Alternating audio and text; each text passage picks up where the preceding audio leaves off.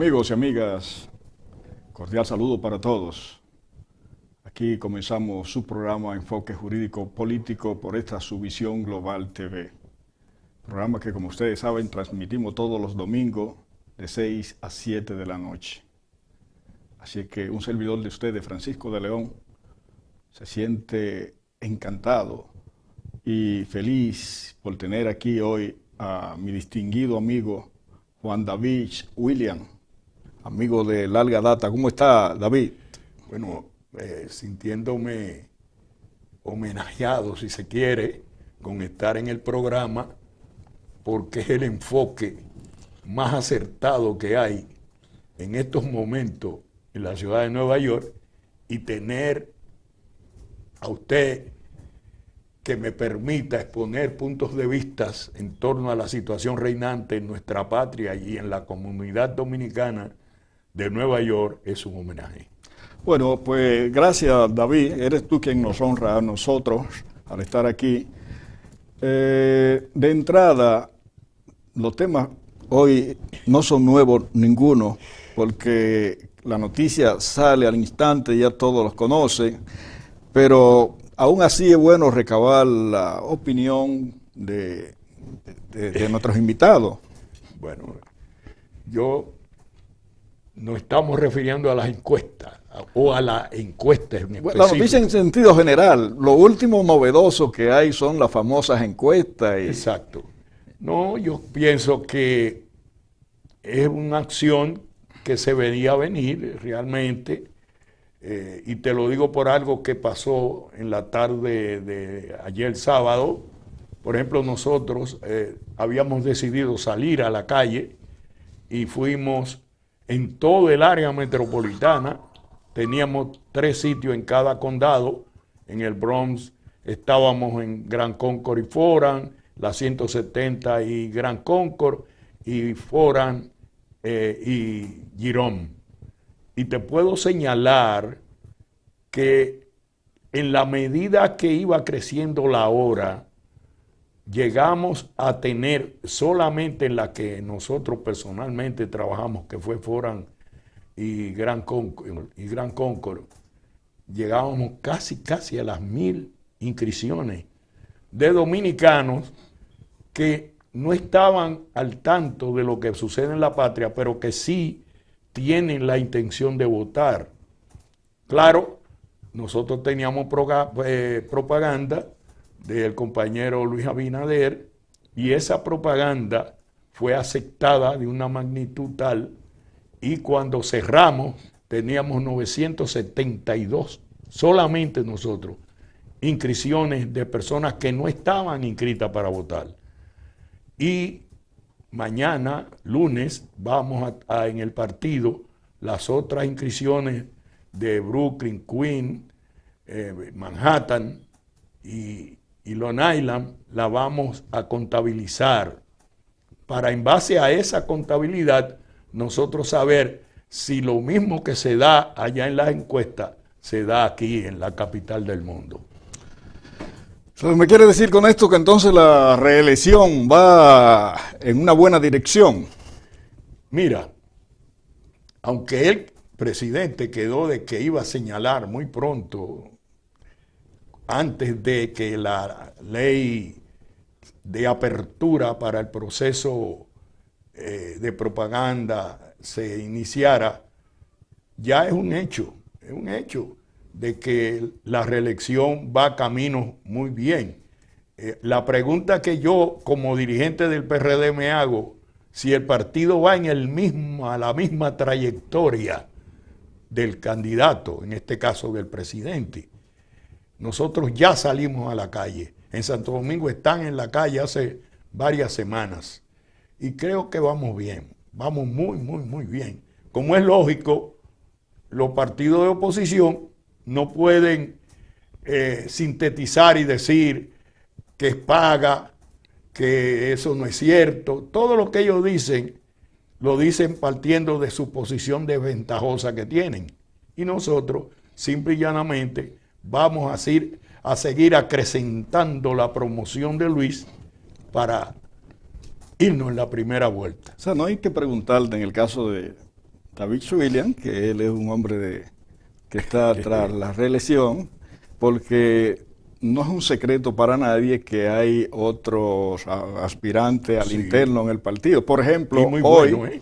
hoy es el lanzamiento de la candidatura de Ramón Alburquerque con un discurso muy, muy duro. Bueno, mira, la democracia tiene dos caras. La de aceptar que tú tienes una posición y dentro de la entidad que tú participas tiene otra. Por ejemplo, yo simpatizo y respaldo en función de lo que es el partido, la decisión que toma el partido, porque esa es la democracia. Y si en este caso el presidente tiene más o menos una posición, pero Guido, que es mi candidato y que yo simpatizo porque entiendo que tiene un discurso unitario, nosotros no vamos a tener inconveniente en aceptar lo que diga la mayoría. Ahora, hay que salir a buscar los votos. De esa gente que inscribimos, nosotros también tenemos el derecho de plantearle a ellos que hay 3 candidatos para la presidencia, para la candidatura presidencial, y que ellos tienen el derecho de escoger el que ellos entiendan que represente los mejores intereses, primero del país y después del partido. A diferencia de otra época, parece que hay un signo que sí es bueno, y es que independientemente de la dureza del discurso de un Ramón Alburquerque, él tiene claro que no se iría ni formaría un partido diferente. A lo más que llega es que si él tiene si tiene una buena posición en la famosa convención, tú nos explicarás cuál es la forma en que se va a hacer, con él hay que sentarse a hablar. De eso sí lo ha dicho él. Bueno, esa es la democracia. Ya el partido definió que va a ser con un padrón cerrado. Correcto. O sea, si los compañeros que tienen candidatos, en este caso Guido, él y Luis, inscriben compañeros que van a votar por los candidatos que tienen, es democrática. Entonces va a tener que aceptarse la decisión que tome la base del partido. Pero tenemos que educar esa base que entienda que es cuando tú recurres al proceso democrático de selectividad, está basada en mayoría y minoría. Y en base a eso, pues va a salir el que tenga mayoría. En el pasado reciente, David, aquí habían contradicciones muy serias. Estaban sueltos todos los demonios en el partido. Y por eso esos ruidos han amainado, han cesado un poco. ¿Cuáles han sido las soluciones que se han llevado ahí? Fíjate, había un tranque, esa es la verdad, porque nosotros éramos partidarios con Alejandro Rodríguez Tontón de que la convención fuera por votación, no por acuerdo.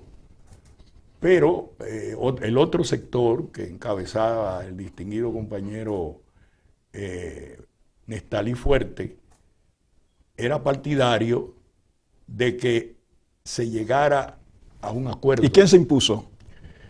Se impuso el raciocinio y se impuso el concepto de la unidad. Se reunieron con la mediación de la dirección de Santo Domingo y decidieron buscar un punto intermedio que se llama el compañero Mateo Yulín. Y él ha pasado a ser presidente de la seccional nuestra aquí en Nueva York, y el compañero ingeniero que dirige y era el secretario general anterior pasó a seguir Ese es John Sánchez. en la misma posición, el ingeniero John Sánchez. Y ahí... Entonces, ¿tú crees que el partido está satisfecho con las decisiones que se tomaron? Bueno, tú has hecho una pregunta. La satisfacción del deber cumplido está en que todos realicemos lo que se acordó. Porque no se está buscando la forma de alguien aplastar a alguien, sino todo lo contrario, unificarnos. Y es tan evidente esa unificación que fue el trabajo de ayer. O sea, es el primer trabajo que se hace después de la crisis que tú señalabas y fue muy satisfactorio, lo que quiere decir que el triunfo aquí está asegurado. Que dicho sea de paso, es bueno que los televidentes sepan que el PRM no perdió una mesa en Nueva York, una sola mesa, no la perdimos. Y que la mesa que más votos sacó del PLD en las elecciones pasadas, sacó 32 votos, la que más sacó. Sí. Sí. Esa era información que yo no tenía. Pero vamos a darle un giro, un pequeño giro a esta conversación, David. Porque han sucedido una serie de cosas y las informaciones no llegan claras. Por ejemplo, aquí hay lo que se llama ahora la Casa Dominicana de la Cultura. A la señora que la presidía, que estuvo aquí en principio cuando fue designada, la tuvimos en el programa, luego la llamé a los fines de conversar con ella, pero no me tomaron la llamada. Y he oído que fue destituida. ¿Qué pasó ahí, David? Bueno, realmente, fíjate, la compañera Francia Vargas estuvo en un proceso de transición en lo que se encontraba una persona que fuera ducho en las cuestiones culturales, porque necesitábamos que Nueva York volviera a ser lo que fue en el pasado en cuanto a cultura se refiere.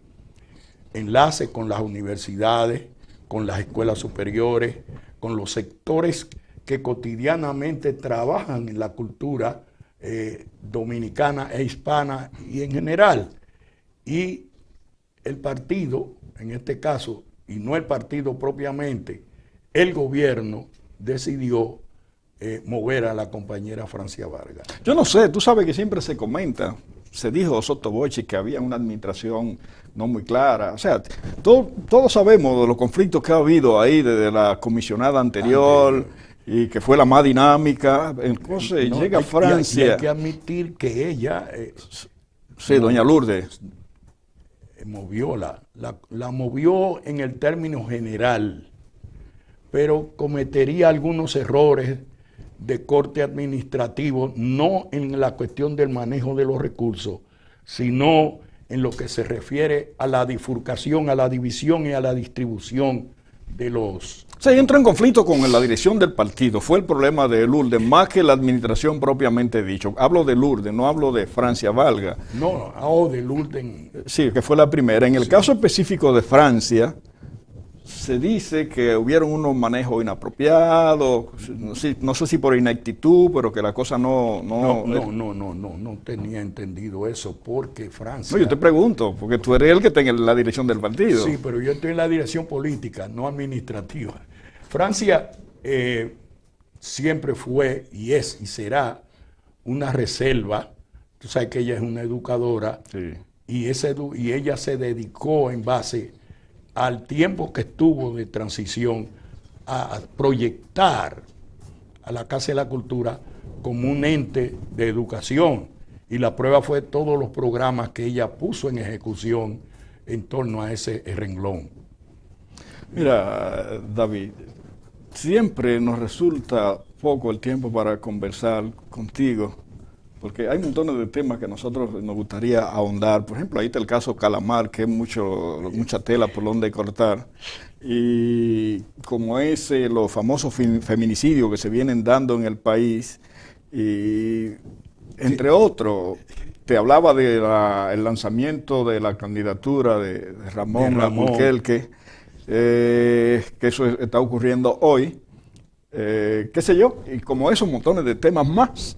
No, el movimiento que se ha desempolvado aquí de respaldar al sistema jurídico penitenciario nuestro, que en estos momentos estaba pasando por un cuestionamiento, porque hay sectores que dicen que son políticos, pero hay que entender que ninguna de las tres personas que son la cara visible tienen amarres políticos con ningún partido en este momento. Por lo tanto, yo creo que el sistema jurídico hay que respaldarlo, porque nosotros necesitamos que el Estado no se vea como un ente de hacerse multimillonario, porque las cantidades exorbitantes que se han robado en gobiernos pasados, ponen al país en una situación muy delicada y deshonrosa a nivel mundial, ¿no? El gobierno ha sido sumamente cuidadoso en eso de decir que no es el gobierno y que hay una justicia independiente. En el caso de que el gobierno sí estuviera detrás, mi parecer es que si está buscando fondos que han distraído, no comete ningún tipo de ilegalidad, porque está persiguiendo fondos que individuos distrajeron, se robaron. O sea que a veces ni siquiera entiendo que el gobierno quiera como desvincularse y dejarle que la justicia, que doña Miriam, que todo el mundo le merece respeto, y que Camacho, y que esta muchacha, Jenny Berenice, son ellos como tal. Yo pienso que el Ejecutivo, como la parte ejecutiva del gobierno también, está obligado a dar las mayores facilidades y recursos a los fines de que el trabajo se siga haciendo en la dirección correcta, porque esos fondos se deben recuperar. Es fundamental para el desarrollo de un país como el nuestro, con tantas debilidades en la función ejecutiva y administrativa de los dineros del pueblo, que se sepa cómo, por qué y qué se hace con su dinero. Y yo creo que eso que ellos están haciendo es buscando que las autoridades actuantes y las que vengan de futuro no cometan los errores que se cometieron en el pasado. Porque de ser así, el subdesarrollo nuestro va a ser ininterrumpido, permanente y perecedero en el tiempo. Y no podemos ya, en siglo XXI, nosotros seguir haciendo ricos o multimillonarios a nuestros funcionarios públicos. Tú dirás, no solo los errores, entonces serán los robos que se han de manera continua estado haciendo, que haya un pare, porque no son errores, esos son robos. La magnitud de los dineros que se llevaron muchos funcionarios es inconcebible, no tiene como lógica ni justificación la cantidad. Entonces, hay que respaldar ese sistema que está ahí. Que el sistema investigativo, distinto al sistema judicial que juzga, porque los jueces, muchos, ahora vi que sacaron a 2 jueces, sí, porque habían aceptado soborno.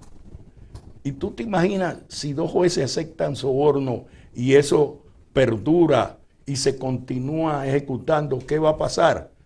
Que ninguno de los que robaron van a salir condenados, ni se le va a imponer que devuelvan parte de lo usufructuado. A verdad que yo soy lo que creo que cuando a ustedes se le investiga de que usted se robó 110 millones y usted devuelve 50, los 60 que quedaron es para cuando usted salga de la cárcel darse la buena vida. Debe ser todo. Finalmente, David, independientemente de que se ha dicho que no debe ocurrir, alguna gente dentro del mismo sector del PRM, pero por los últimos 3 funcionarios que han sido acusados llevados a una prisión preventiva, ¿verdad? Como es el secretario administrativo de la presidencia, ¿cómo se llama? El Donald Guerrero, que ese era ministro de los fondos públicos. No recuerdo exactamente el puesto que tenía Donald Guerrero, pero que era uno de los individuos que más cercano despachaba con el presidente. ¿Qué tú crees que vaya a ocurrir en el caso de Danilo Medina? Porque ellos dicen ya por declaraciones que se han dado que Danilo fue quien ordenó, Danilo es quien daba la orden y que él no podía estar ajeno a lo que allí estaba ocurriendo. Fíjate, allá pasó un acontecimiento que fue lo que sucedió con el senador de San Juan de la Maguana, cuando él, en ese tiempo se le acusó de haber usufructuado dinero y salió absuelto sin ninguna acusación, se le retiraron las acusaciones. Entonces yo creo que en el caso específicamente de Danilo Medina Sánchez, a la corta que a la larga, Danilo Medina va a tener que responder de los señalamientos o de los señalamientos que sus funcionarios lo han calificado como la persona que autorizó la sustracción de esos recursos. No hay otra. Que no sea ahora, que sea más tarde. Bueno, pero van a tener que hacerlo. Pero él está medio enfermito, David.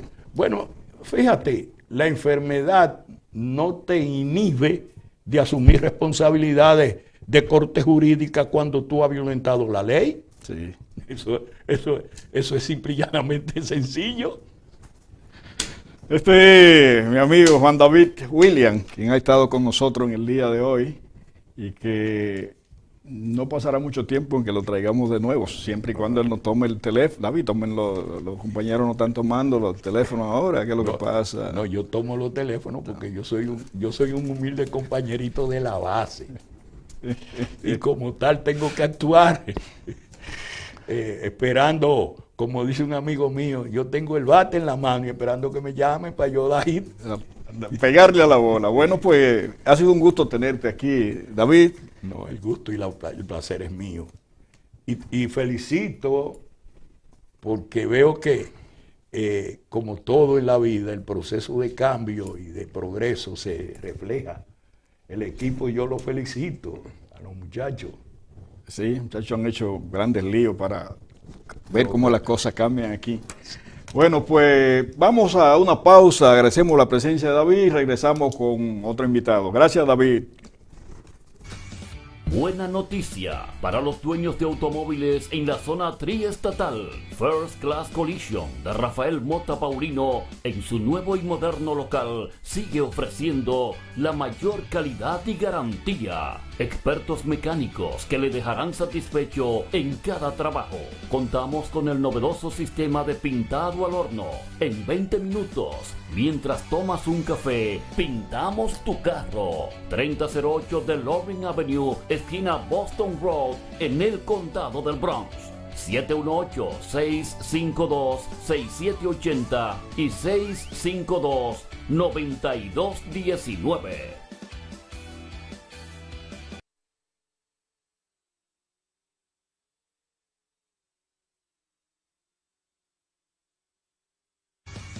Buena noticia para los dueños de automóviles en la zona triestatal. First Class Collision de Rafael Mota Paulino en su nuevo y moderno local sigue ofreciendo la mayor calidad y garantía. Expertos mecánicos que le dejarán satisfecho en cada trabajo. Contamos con el novedoso sistema de pintado al horno. En 20 minutos, mientras tomas un café, pintamos tu carro. 3008 de Loring Avenue, esquina Boston Road, en el condado del Bronx. 718-652-6780 y 652-9219. Querrás probarlo todo cuando visites There Should Always Be Cake. Nos especializamos en la confección de bizcochos y postres diseñados exclusivamente para tu evento especial. Trabajamos individualmente con cada cliente para crear una obra de arte única y sobre todo deliciosa, hecha con los ingredientes de más alta calidad. Y para tus antojitos o si necesitas un pastel al instante, visítanos y disfruta de nuestra gran variedad de postres sin la necesidad de preordenar. Estamos ubicados en el 2465 East Tremont Avenue en el Bronx. Para cada dulce ocasión, recuerda, There Should Always Be Cake. Ponte nitro, ponte nitro. Nitronet. Ponte nitro, ponte nitro, ponte nitro con Win Nitronet. Pasa por Win, ponte nitro de una vez. Con planes de 12, 24 y 36. Con lo rápido y barato que será tu internet. Quería ver la movie, ya la puedes ver. Con Win Nitronet el streaming no es problema. Te cargas rapidito y compartes lo que quieras. El internet que rinde para la familia entera. Y lo mejor de todo, que rinde tu cartera. Ponte nitro, ponte nitro, ponte nitro con Win Nitronet. Ponte nitro, ponte nitro, ponte nitro con Win Nitronet. Pues en la continuación de nuestro programa, ahora me voy a acompañar de mi buen amigo, abogado dominicano, Fausto Félix, quien no es la primera vez que está con nosotros. Fausto, es un placer tenerte aquí. Hola Francisco, buenas noches y gracias por volverme a visitar a tu excelente programa. Muchas gracias, muchas gracias. Fausto, se han dado una serie de temas importantes aquí en lo que es la política nuestra. Y lo que para muchos es de que una especie de persecución, lo que estaba ocurriendo con el presidente Donald Trump respecto a casos que tiene pendiente, ha sido llamado por una corte ahí que entiende que sí hay los méritos para que él sea llevado a la justicia, pero algunos piensan de manera diferente y él mismo dice que es una persecución de los demócratas porque él entiende que está en una muy buena posición para en el próximo año ganar las elecciones. ¿Cuál es tu parecer en ese sentido? Yo comparto la opinión con Trump cuando él señala que es una persecución política. Es que es lamentable que el Partido Demócrata haya llegado a los niveles actuales de ser la antítesis de lo que siempre fueron los gobiernos represivos de la Europa del Este, cuando estaba el fantasma del comunismo inundando esa zona. ¿Por qué? Porque eso era uno de los mecanismos que usaron. También la ultraderecha, la ultraderecha reaccionaria en Latinoamérica, también se ha valido de ese formato del lawfare, o la guerra política o persecución política de los opresores. ¿Por qué te señalo eso? Mira, hay análisis que se tienen que tomar de forma minuciosa. No dejarte llevar de lo que te dicen los medios de comunicación, que a la falta, los medios de comunicación lo que les interesa es el show político. Ahora, hay otros programas donde te dicen, mira, yo te analizo esto así para que tú puedas entender este punto de vista. Lo primero es, el único cargo que posiblemente Trump tenga que enfrentar sería el que le señalan con relación al pago a la actriz pornográfica. ¿Por qué? Porque se hizo bajo fondos que son de recaudaciones, que dicho sea de paso, el Estado estadounidense tiene una ley federal con regulación de los fondos que los candidatos recauden para los fines electorales, y entonces hay que rendir cuentas sobre eso. Ahora bien, ¿dónde está el punto, el quid del asunto? ¿Quién lo señala? Michael Cohen. Michael Cohen ya es una parte demasiado interesada. Y su punto de vista, me parece, desde el punto de vista legal, está sesgado. No una persona que pueda tener una validez para acusar a alguien en específico, ¿no? En este caso es a Trump, porque él sí tiene motivos rencorosos, válidos, para poder presumir de unos actos que es tan difícil de probar, en el sentido de que Trump le despachó unas erogaciones económicas que los cheques dicen bastante claro que son para fines de gastos legales. Entonces, si tú sabías que eran para eso, ¿por qué no buscaste una forma de cubrir que no dijeran eso? Tú eres abogado, yo lo soy, al menos en nuestro país. Y sabemos claro, si el asunto de tú declarar que hay un ilícito, que tú puedes ser testigo de un ilícito presencial, tiene su base para ser interpretada por los jueces en la medida en que no haya un escrito que contradiga eso. Y en este caso contradice esos datos. Lo otro es, desde hace aproximadamente unos 8 meses, para tu información, mira, la Universidad de Harvard en conjunto con la de Columbia hicieron a través de la Gallup una encuesta En ese momento arrojaba que Donald Trump tenía un 47% de la preferencia. Todavía él no estaba en las actividades políticas. Luego viene la Fox, conjuntamente con otra universidad, ahora se me escapa el nombre, prestigiosa de aquí de Estados Unidos, y varias firmas encuestadoras, y hacen una encuesta a nivel nacional y establece, Donald Trump está con aproximadamente un 48%. Lo comparan con relación a si Biden es candidato, y Biden entonces, si fuera candidato, en este caso, sacaría un 41% frente a Trump un 48%. Si fuera con DeSantis tuvieran un empate técnico, ya que DeSantis obtendría un 41.7% y Biden un 41.2%. Entonces, luego viene la CNN y hace una más reciente, hace apenas 2 semanas o 3.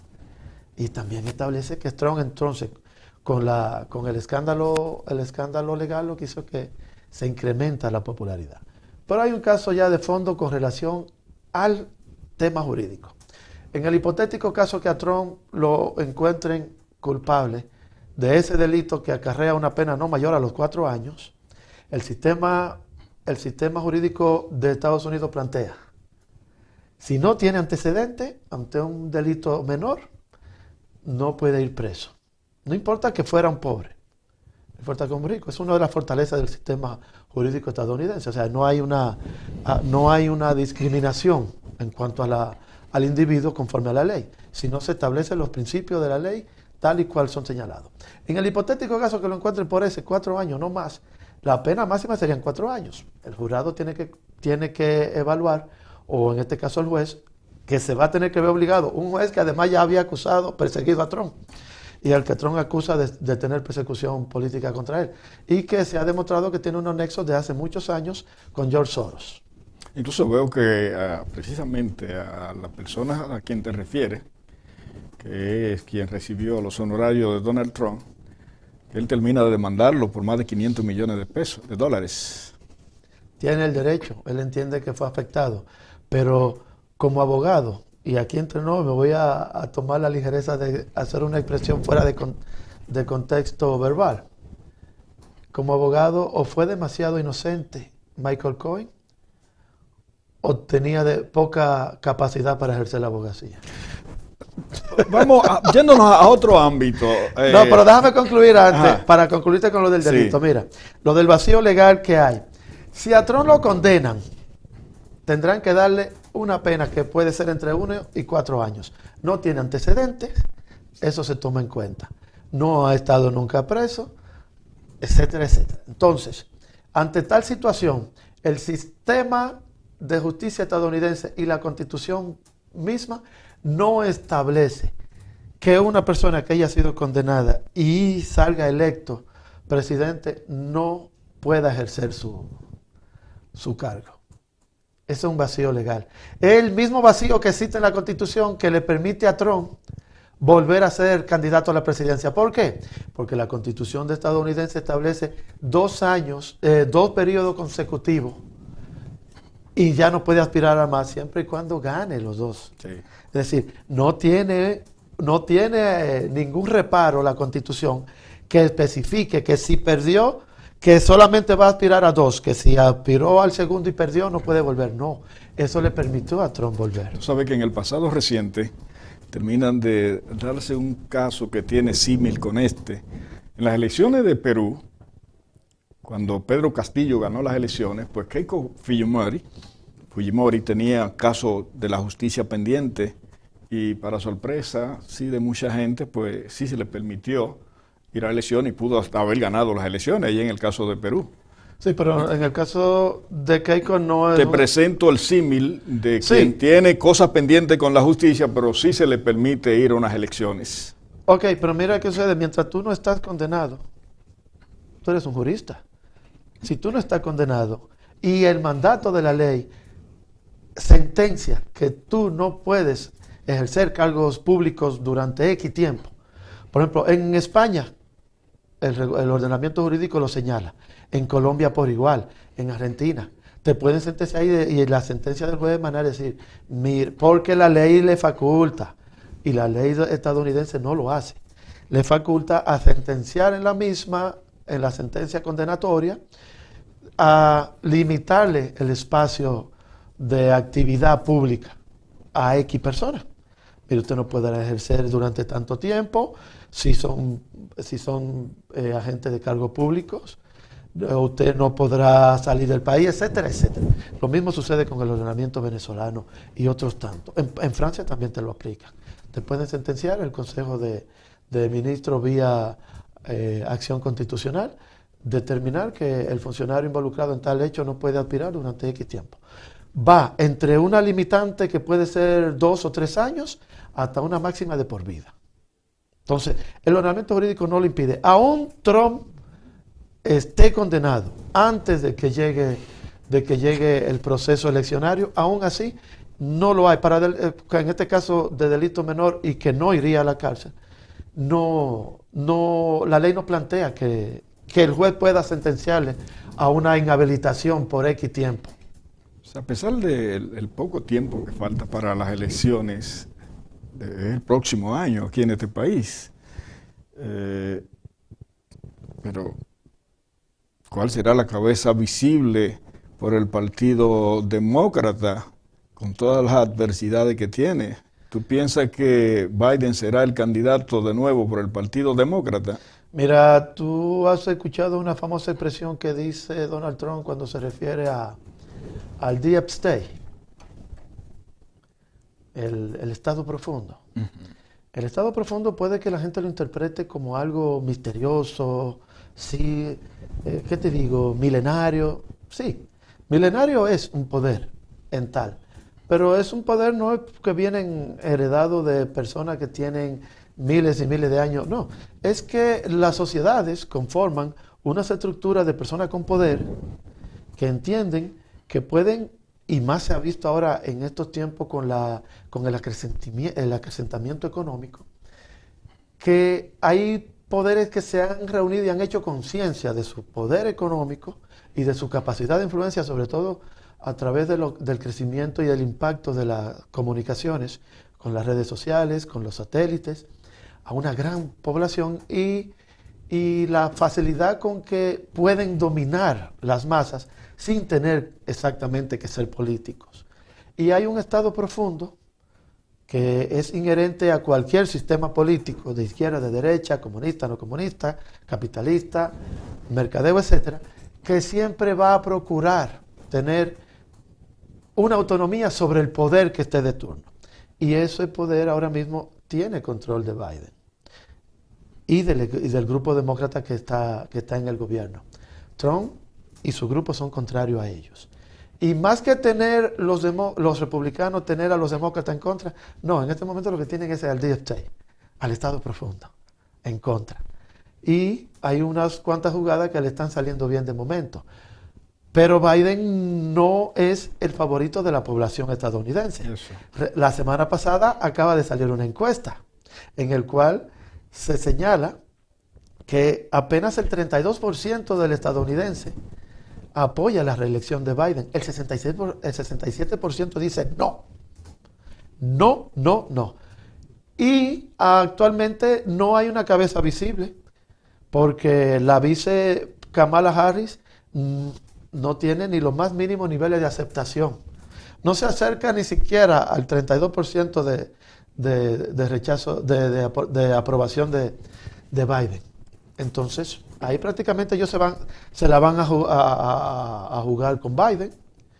¿Qué están haciendo? Bueno, ya están moviendo sus cartas. Uno, eso es la persecución política que tienen contra Trump, que es el único que le quitaría el poder.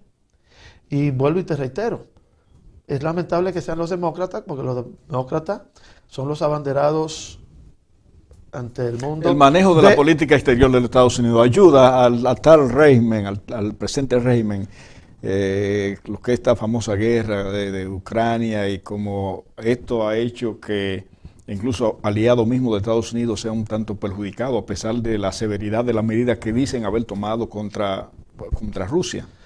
Bueno, evidentemente los resultados se ven que no le favorece. Y no solo que no le favorece a ellos, peor aún, no le está favoreciendo a los Estados Unidos como nación. el que está en contra de Biden, el que está a favor de Trump y viceversa, se está viendo afectado por una política que la calificó Hersh de demasiado estúpida. No solo tonta, sino estúpida, para tú tomar una acción. Pero pregúntate, el Deep State ahora mismo, su famoso renglón de punto económico donde generan más ganancias es a través del negocio de las armas. Revisa el consejo de asesores de Biden. De un consejo que aproximadamente ronde los 80 personas. Hay 57 que son militares. ¿Hay equilibrio? ¿Hay consenso? No. Si tú le pides a los militares que te den una solución política o una solución económica o una solución social a los problemas que tú presentas en ese momento, que el presidente quiere enfrentar, ¿desde qué punto te la van a dar? ¿Desde el civil o desde el militar? Te la van a dar del militar. Son expertos. Bueno, entonces, el presidente ha estado pidiéndole, Biden ha estado pidiéndole soluciones políticas desde el punto de vista de la economía y desde el punto de vista de las relaciones internacionales. Y la respuesta de este consejo es militar. Vámonos a una guerra, forcemos a Ucrania a una guerra con Rusia. Pero como militar al fin, se prevén y se enfocan en el asunto de la batalla, no en las consecuencias. Que es distinto cuando tú tienes un gabinete que es civil. ¿Por qué? Porque el civil, aún conozca algo del fondo, del trasiego del militarismo, siempre ve más allá, dice, espérate, si tomo esta medida, ¿qué va a pasar? Va a pasar esto. Y lo hace en función de proteger a la población civil. Está ocurriendo Antes de que concluya, ¿recuerda cuál fue el gobierno desde el punto de vista económico más exitoso que ha tenido los Estados Unidos de los 90 hacia acá? Bill Clinton. ¿Por qué? Bill Clinton tenía un consejo, estaba Stiglitz, ¿recuerda? El famoso economista que ganó el premio Nobel, que fue que puso la tesis de la economía popular. Lo que satanizan el populismo de la economía, no, Stiglitz la defendió a rajatabla y demostró que ese tipo de economía hay que sacar a las naciones de la mansedumbre y la servidumbre económica a los más necesitados. Y entonces a Bill Clinton disparó como nunca a Estados Unidos desde el punto de vista económico. ¿Por qué? Porque a pesar de que lo presionaron tuvo que ordenar Kosovo, y más influenciado también para salir del panorama de la crisis política que le creó Lewinsky, Mónica, lo estuvo frenando todo el tiempo y Estados Unidos disparó sus relaciones comerciales como nunca. Las acciones de Biden, además de torpe, como la calificó Hersh, y también estúpidas, son temerarias. Y a eso ha hecho las acciones de tomar la represalia con usar el dólar como un arma política, ha hecho ya que 22 naciones ya se desligaron del dólar. A eso iba, que de alguna manera ha venido a unir a parte que se entendía que era irreconciliable. Que, Arabia Saudita e Irán, por ejemplo. Yemen, Arabia Saudita, que la guerra la patrocina Estados Unidos. Esta semana, nada más y nada menos, esta semana estaba Lula en China y han creado una especie de banco que va a presidir ahora Dilma Rousseff. Crearon el Banco BRICS de desarrollo.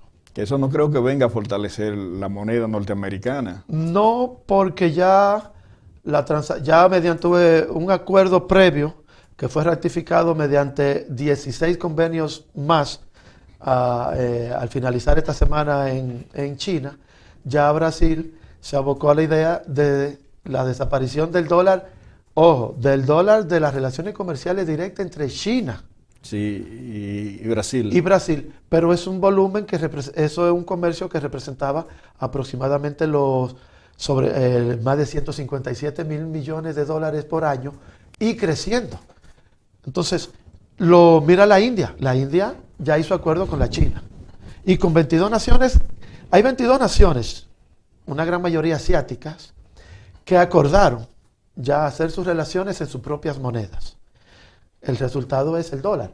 Para que el televidente entienda, la fortaleza económica de Estados Unidos a partir del acuerdo Bretton Woods 1973, en el que Nixon impuso que se sustituyera el patrón oro en el dólar, como soporte del dólar, por el patrón petróleo, el acuerdo con Arabia Saudita. Eso motivó a que la moneda de Estados Unidos, todo el mundo se viera obligado a comprarla. Y Estados Unidos imprime e imprime miles y miles y miles de millones de dólares. Se estima que Estados Unidos está imprimiendo por año aproximadamente 1.7 trillones de millones de dólares para suplir la demanda de su moneda en las relaciones comerciales. Ahora resulta que 22 países dicen no. Ya hay unos cuantos países que manifestaron unirse al BRICS que automáticamente van a renunciar al dólar de las transacciones con este grupo de países, con estos 22. Entonces el Banco BRICS viene en contraposición a crear, va a ser un paralelo, como lo señaló Lula, al FMI. Recuerda que la receta para una sopa efectiva que te da el FMI siempre es recortes en los planes sociales. Nunca se habla nunca tú ves al FMI decirte a los ricos cóbrales más. No, a los pobres. Entonces la carga para la pobre. Y en ese sentido, el país va a estar como el nuestro, República Dominicana, que todos los años manifiestan que hay un crecimiento económico, una fortaleza económica excelente, pero entonces la pobreza sigue en retroceso, porque la política a todos se le aplican para que pague el pobre el dinero que el rico se aventaja por su capacidad de producción, por una, y muchos tienen esa capacidad, por honradez de otro, y otro también por la corrupción. En síntesis, lo que desencadena todo este fenómeno que se está dando en el mundo viene siendo precisamente, esencialmente, la política política exterior empleada por el gobierno de Biden. Creo que lo que el apoyar a Ucrania ha sido uno de los peores errores, porque como te reitero, él pidió una solución política al asunto de Ucrania. Los militares se la dieron desde el punto de vista militar. Y Lewinsky lo único que hace es pedir que le manden más, y que él Zelensky. necesita más. Zelensky, que manden más, que necesitan más dinero, que necesitan más armas, y cada vez su espacio se reduce. Tú tienes que tener en cuenta que Zelensky y Ucrania, a la cabeza, es señalado como uno de los gobiernos, o uno de los estados, no gobierno, estado más corrupto que pueda haber sobre este planeta en estos momentos. Si nosotros creíamos que República Dominicana es corrupta, que lo es una niña de teta ante Ucrania. A la caída de la URSS, ahí hubo una élite que emergió, que se ha hecho control de todo eso, y se ha secuestrado ese país. Cualquier fondo que llega ahí recientemente hay un informe, cerca del 83% al 85% de las ayudas que ha estado mandando Estados Unidos a Ucrania se está quedando en esa élite. Apenas un 20%. Entonces, otra cosa, Estados Unidos han estado dando armas y otras facilidades a Ucrania, y resulta que al Pentágono le han preguntado que si tiene una factura y han tenido que decir que no. ¿Sabe lo que es no tener ni un papelito escrito de las armas que han entregado? Hay una de dos, y me arriesgo a decirlo. O son demasiados ingenuos las autoridades de Estados Unidos en mandar armas así, o son cómplices de la corrupción con Ucrania. Yo me inclinaría a que son socios de la corrupción con Ucrania. Sí, porque este es un Estado demasiado efectivo, con demasiada capacidad administrativa, para que venga a querer decir que es una ingenuidad mandar armas, mandar miles y miles de millones de dólares, es inconcebible, y no haber una factura ni siquiera escrita. Sí. No hay un rastro. Sí, bueno, pues Zelensky, a mi entender, en Ucrania, no le queda mucho. Le podrá quedar en el poder los rusos han sido comedidos, porque a los rusos no les interesa decapitar a Zelensky y hacer un mártir. Los rusos van a presionar, van a hacer una presión, van a hacer una presión para que sea el mismo pueblo que lo saque. Y en las redes sociales ya se están viendo manifestaciones no una ni dos aislados, cientos de casos de soldados que están peleando, que hablan claramente. Dice, vamos a colgar a Zelensky cuando lleguemos a Kiev. ¿Por qué? Porque están tomando... Primero, él no tiene capacidad militar, pero tampoco sus asesores directos. Entonces están tomando decisiones como la defensa de Bakhmut.